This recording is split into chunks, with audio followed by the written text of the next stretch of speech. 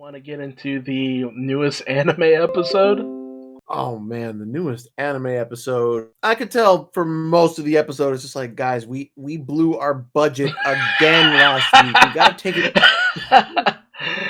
Oh, but dude, last week's episode, we didn't get to talk about it, so I just want to say, man, Oh, last week's episode was so amazing. that movement was just fucking incredible. The way they animated Luffy's Red Hawk. It's like the sun coming down. It was insane. Sun God Luffy confirmed. I know, right? It's just like we had all those theories from before, and it's just like animation staff literally out here like, so here's the sun behind him. I hope we haven't made this too obvious. And then here's the fire that his rubber is producing because he's just moving that fast. He's the sun god. It's fine, guys. It's fine. But man, that one scene where Luffy landed in the middle and everybody's just like at his flank, just lined up like friggin' soldiers. I'm just like, dude, you could take any shot from that episode and use it as wallpaper. It is just too good. Oh yeah. Too fucking good. And dude, that animation, like everybody getting a chance to like really show off a special move. Oh, it made my kokoro go doki doki. People still say that. Yeah, but this week I do have to give this week's episode. First half, yeah, we played it a little low budget, low effort, get a bit of exposition in for everybody. My God, once we got to Onigashima, it's just like, all right, pretty scenery. Y'all like pretty scenery? Here's pretty scenery. We don't have to make it move. We're gonna hold on the pretty scenery. But I'm glad that they did because my God, Onigashima looks great. It really does. I forgot for a minute that this is actually supposed to be a pirate fortress. Like, shit, these pirates live like gods. Gods, my guy. Understand that Oda's going to have to up the ante once we get past Wano, and it's just like, listen, you've done it before, but dude, Wano is becoming a fucking masterpiece, slowly but surely. Yes, like, it already looked good just from the manga, but I don't know, the way the anime depicted it, I guess because Oda has really been emphasizing that Wano, unlike traditional Japan, where anything that had a lot of bright colors was usually only reserved for those who had, a lot of money and all that. Like, he made Wano, like, so colorful out the ass, and the entrance to Onigashima, like, dude, it's really surreal to look at. It's like I said in the beginning of the video, One Piece is the one thing in this world that makes me happy. And that's why. Because they're just putting this level of effort and detail into it for maybe only this one part. I hope it continues past it, but hey, I'm happy that it's at the level of quality that it's at. My God, like you want to take someone away to like a fucking distant land adventure, Wano is the fucking arc to do it. I intend to watch this arc start to finish once it finally concludes. Right. It's on that note that I have been considering something that a lot of people have been bringing up, and that's the length that Wano has had. It has been going on for a bit of a long time now, and I think the way that we've been looking at Wano so far has actually been a bit wrong. How so? How do you mean? That mostly comes from the fact that I've been looking back at a lot of the chapter count for a lot of previous different story arcs and stuff like that, and a lot of the best ones usually end up being anywhere between 40 to 60 chapters, and I noticed that for especially when it came to things that seem like they would have been one whole adventure but ended up being divided in two, such as we have we have Water 7, and then separately we have Eno's Lobby. We don't consider those all one thing, it's usually considered separate. Same thing with Impel Down. Did I say Enno's Lobby in Water 7, or did I say Impel Down in Yeah. Water 7? Oh, okay. No, you said them like right away. Yeah. Yeah. And then you have Impel Impel Down is Down. separate from Marine Sword. Yeah, in that exact same way. So I've been thinking that maybe we should be looking at Wano and Onigashima as two separate kind of story arcs. That is doable. That is completely within the realm of no, I feel like I'm using the wrong term there. But yeah, that is doable. That is a way we can look at it. Right now, I'm kind of looking at Wano the same way I've looked at Dressrosa and Whole Cake Island. On its own, it is, just a very large multi-part story with a lot going on to it. Funny enough, in the same way, I'm also looking at Wano the same way I'm looking at Alabasta, because, Kinemon being the parallel to Vivi at this point, this was a thread that was, established long before we even got here, all the way back at Punk Hazard. Now, Wano had been mentioned before, but let's be real, we weren't going to go visit Wano just because Zoro had a sword from the place. It's just like, we need an excuse to get there, and we need someone to show us to get there, because Zoro can't talk to swords, and they can't show him the way back to Wano, unfortunately. It's like you said, we might be looking at it wrong, but... Well, it's not that I don't see the parallels there, because, when you actually look at those storylines, it's just like, hey, go in, save the character's family. I mostly just mean it in the fact that we're making it one big ongoing adventure from one place to the next, but I'm thinking of it more along the lines of where you had, one half of this adventure was mainly in a place where it contained a lot of characters. We had a few fights here and there, but it wasn't like the main showdown.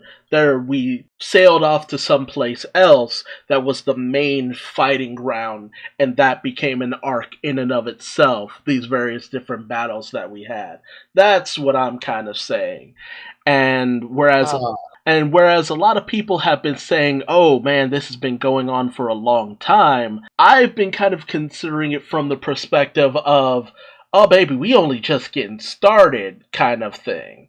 Where I've started to kind of come to the conclusion that, this is going to be like another 20 chapters before we actually reach a resolution with all of this. Yeah, the way things are going, that's kind of how it's looking. I mean, it's doing the same thing Dressrosa is, more or less, on like what I'm going to say a much grander scale, because I'm going to just assume, for all intents and purposes, that the flower capital is like twice the size of the entire kingdom of Dressrosa. I'm not totally sure. This hasn't been confirmed. I'm just kind of like throwing it out as an example. This is like twice the scale. Plus, considering how many powerful named characters Oda has put in the Beast Pirates, in addition to all their unnamed, just sheer force of manpower, this is the combat arc within the arc, so to speak. So we are at the, I forget what it was called, something along the lines of slow action phase of an arc in One Piece. And this is based off of like the way Grand Line Review broke it down. I know I'm quoting somebody else, shocker. He more or less had, he put it down to like a formula, like the stages of a One Piece arc, so to speak. Right now, we are in the middle of the action portion that feels kind of flat, because we're getting weekly updates from this action. And, we're not really going to see a conclusion to this kind of stuff until for at least 6 more months. Let's put it that way.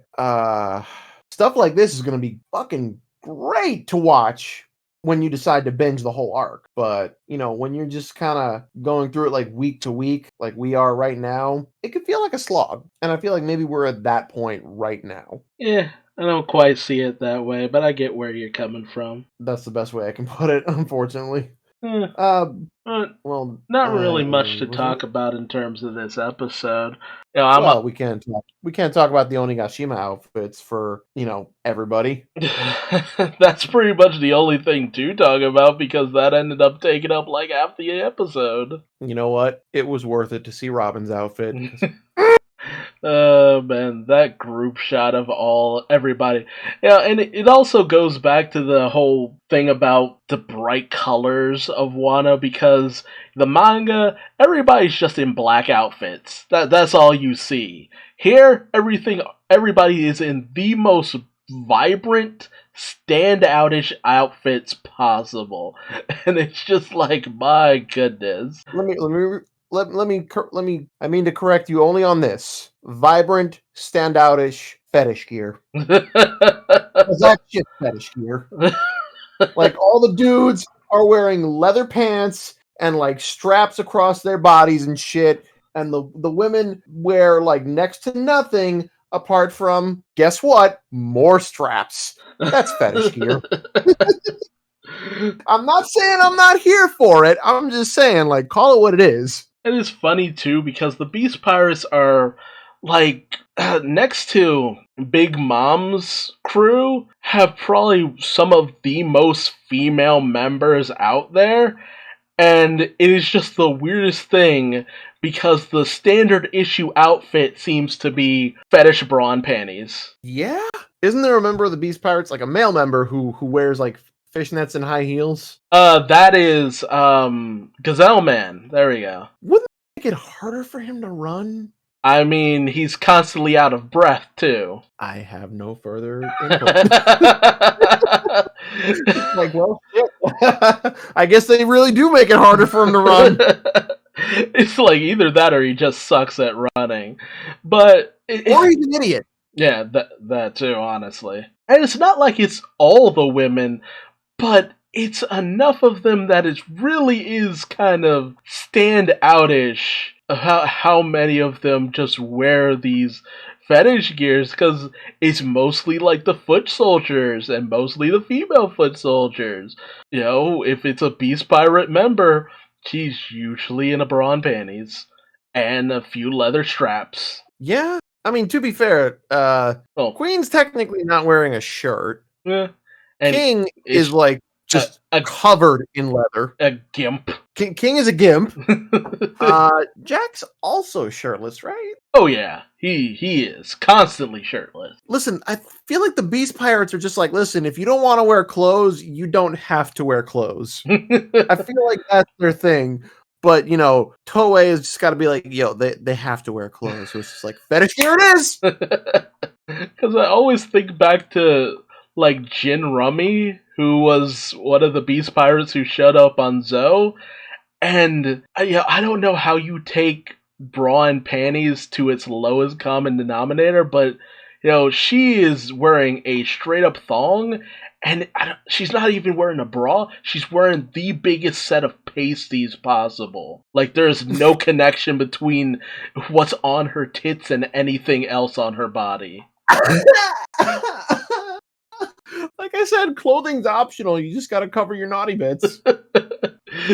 That's the only requirement in the Beast Pirates. Clothing is optional, but cover up your junk. It's like she's the least stressed out of anyone else.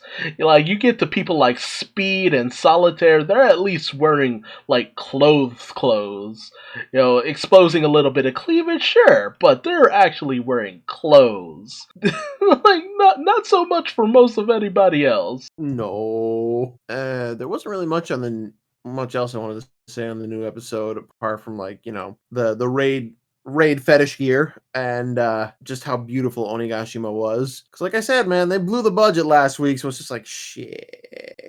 How about we focus more on dialogue this week? Yeah, let's do that. Exactly. I mean, God, I don't know what Oda is doing to make sure that there's a budget for all the big fights that are coming up, but hey, I'm gonna trust the man's judgment on this. Somehow he's making this happen. Basically. The dub updated. Oh, really? When did this happen? Yes. Within the week? It was either this week or last week. I kind of can't remember at this point. Point is, we moved from the end of Law's flashback with Corazon up until Zoro defeating Pika. Oh, God. Man, that's a lot of Dressrosa to get through. Yeah, but, we are getting ever closer to Luffy once again smacking the absolute shit out of Bellamy before he finally goes to face Doflamingo. My God, that fight had to have been stretched out just because this is like, I don't know, that sequence felt like it went on a little too long because like at first it's just like, oh, he's under Doflamingo's control, okay. But then Doflamingo lets him go because it's like you legitimately just suck and I can't deal with you anymore. And now Bellamy's being a little bitch and he's gotta just be like, no, I gotta prove that I have at least some kind of worth, you know, I gotta fucking my pride and my dignity and I don't blame him too much for feeling like he needed to prove something at least to himself, but at the same token, it's just like, dude, come on. You know, Kaido was using you. There's no reason not to admit it. Just roll with it and move on. I mean, like, you know, he really should have, but he just had to go out the same way he came into this series, getting his ass beat like a punk ass bitch. Yeah, but the difference here is like the first time around he really deserved it. This time around it was just kind of sad. It was. I'm not saying it wasn't sad. It's just that given how long this fucking bullshit kind of stretched on, it's just like it's sad. But you brought this dumb shit on yourself, so I can only feel so sorry for you. Oh no, I'm not saying that he didn't bring it on himself. It's just like, no, you literally asked for that to happen. At the same time, I'm just like, man, there was no reason to do this. There was no reason you needed to do any of this, man. I didn't really just needed to. I feel like maybe that was like a plot point to just be like, oh shit, if I let Luffy go now, he's gonna have his fight with Doflamingo, and I haven't resolved the other stuff. Let me resolve the other stuff first. Bellamy, just hold him off like a little longer. Be Bellamy. What does that mean? You know exactly what it means. Can you just imagine Oda just like telling everyone like how this, like, you know, it's just like, hey, just wing it. Fuck it. Do whatever you want. Be Bellamy. What does that mean? You know what it means. You remember what I made you do the first time. Do it again. It's kind of sadistic, actually. Yeah. Feeling good about yourself, huh? Maybe a little bit.